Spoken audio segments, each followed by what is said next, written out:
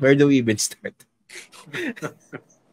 Ang honest opinion ko kasi rito, medyo humupa nga ng konting issue sa kanya eh. Pero parang siya bumubuhay eh. Binuhay. Oo nga. Tama ba ako? Parang siya bumuhay eh. Hindi na nga napapag-usapan, naliliko na nga sa iba eh. Lalo siya nag-ingay because of his righteous indignation. Ayan tuloy. Laman na naman siya ng mga headlines. Pag binabasa mo yung social media, no? Talagang gulping-gulpi eh. Parang again? No, yung ganun. Tama yung sabi ni Christian eh. Medyo nakapagpahinga siya ng konti, di ba? Nakapagpahinga siya ng konti. Pero ngayon, gulping-gulpi uli. Lalo na, kasama niya yung yung mga paborito natin, si Robin Hood, si Bato, si Ambassador of Jesus Christ. So, pinalibutan niya yung sarili niya. Di ba? Ng mga paborito. Baka kung hindi niya kasama yung tatlo, baka lesser yung banat, di ba? Sinama pa niya yung tatlo. Akala niya value added sa kanya, no? Value added ka sa banat. Yung ganun nangyari. Sana kinonsider yung optics man lang, no? Pero nga, parang hindi ko alam kung sino nag-a-advise sa kanya, pero not that he needs advice, no? Pero sa akin, sa obserbasyon ko, medyo humupa na nga yung banat sa kanya lately eh. Siya pa kumbaga ginawang presinto yung event ng JL. Bakit? Kasi nagpaliwanag eh. Hindi ba sa presinto dapat ang paliwanag? Pati si Satanas nabanggit eh. Si Satanas na nananahimik sa pagkuha ng mga kaluluwa. Nabanggit pa. Nananahimik si Satanas eh. Bigla nabanggit. Sabi siguro ni Satanas, ano namang ginawa ko? Busy ako sa kasamaan ko eh. Lamang na sa akin itong mga to eh. Dinadamay pa ako. Diba? Wow. Kaya, isa nakakatawa. Babasa ka ng konting Reddit, babasa ka ng konting X, no? Talaga, biglang siya na naman yung nag-dominate.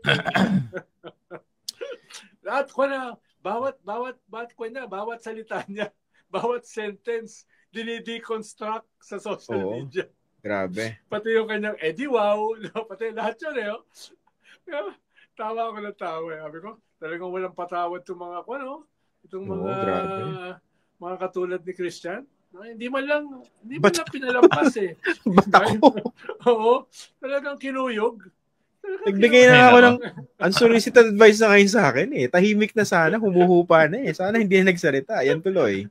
Ayoko na nga bumalat dahil ang dami nang bumabalat eh. Nabasa niyo ba sa social media? Grabe. Oo naman. Sino kaya advisor niya, no? Hindi ko alam. Kano kaya sahod ng advisor niya? parang yung 100,000 na nakikinig ng mga JL members, no? na lumabas 1 milyon.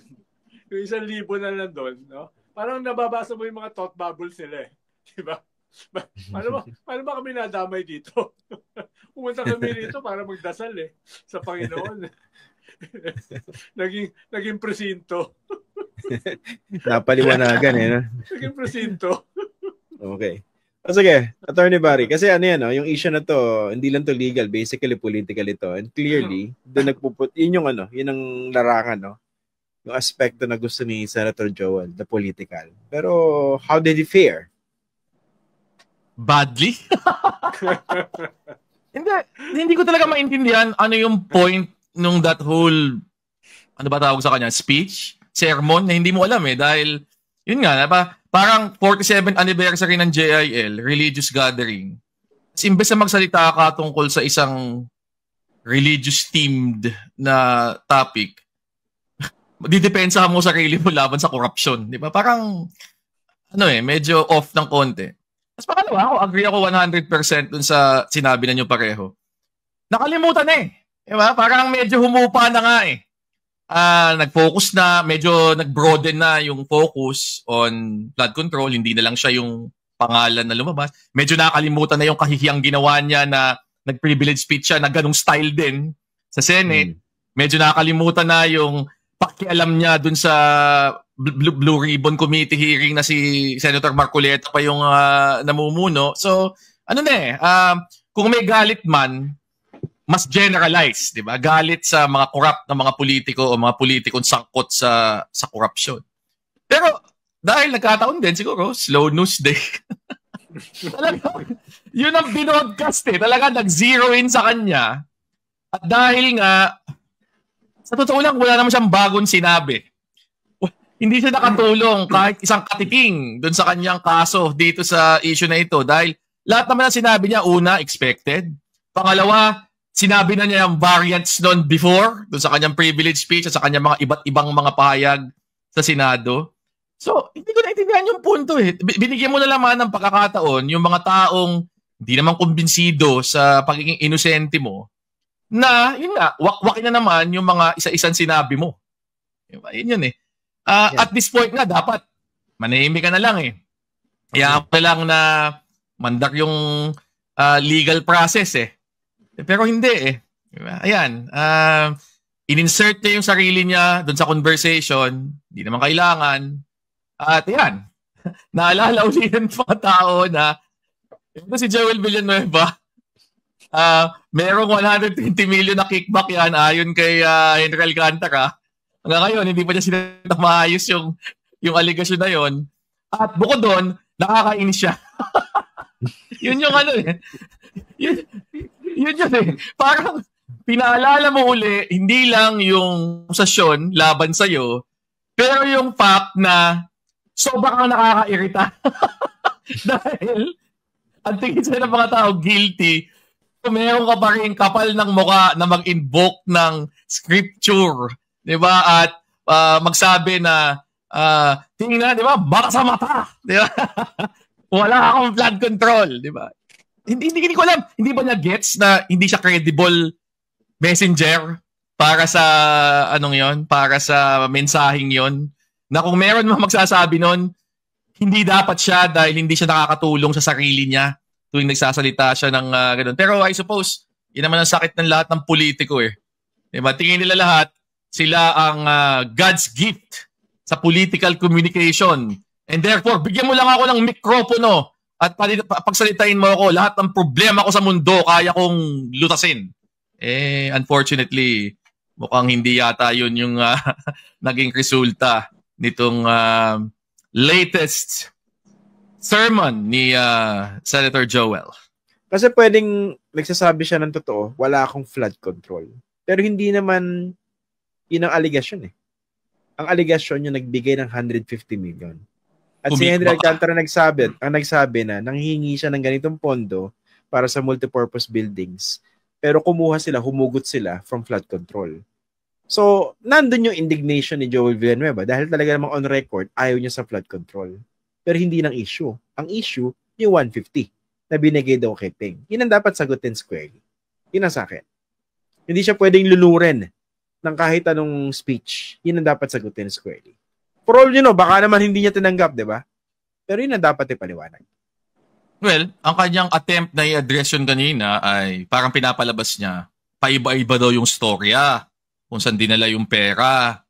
Isa lang naman yung storya. Isa lang naman, di ba? Pinapalabas sa kanina, 3 daw. Rest house, simbahan, rest house. Ano ba talaga? Parang ganun yung kanyang linya doon sa kanyang, hindi ko talaga naman natawag Sige, speech na lang. Speech. Pero ang isang medyo natawa ako ng konti doon, yung bandang simula ba, na parang pinapalabas niya na ang motibo sa lahat ng mga ito ay sinisiraan ako dahil ako ay anti-corruption crusader. Ako ang nagsimula ng lahat ng ito. Buti na lang sinabi niya yon kasi hindi ko alam na siya pala nagsimula ng anti-corruption crusader na ito Kayo pala problema Saan kuweba ka ba galing, Barry? Ay, hindi mo alam. Ba't di mo alam?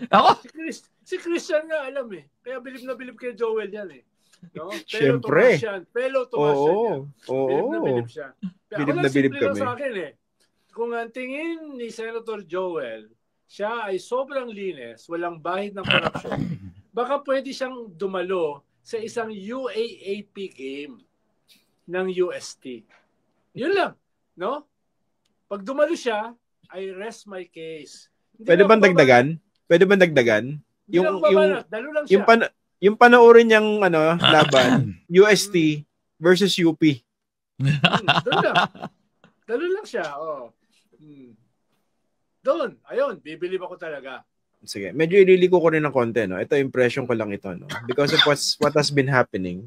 Again, ito ako, nagsasalita galing sa kuwebang tinitirahan ko. Medyo sa mga nangyayari kay Senator Joel, nasiswing na siya papunta rin sa Dalawa yan, di ba? Team kadiliman, team kasamaan Napupunta na siya rin sa isang sa isang lilim, hindi ba? Sa lilim ng mga DDS. Parang nandun na siya, dati pa. Kaya nga sabi ko, galing ako sa kuweba, hindi ba? Pinangunahan ko na mukhang doon siya nakasilong Oo nga. Oo. Mukha naman. Tsaka, yung isa sa mga sinabi niya dun sa kanyang talumpati, direktang paano di ba? Pati medyo pitik na sa Malacanang Di ba? Yung tungkol sa unprogrammed funds. Yung sinasabi niya na nasa unprogrammed funds daw na-discover itong mga project ko. Pero hindi naman ako may control niyan Malacanang ang may control niyan.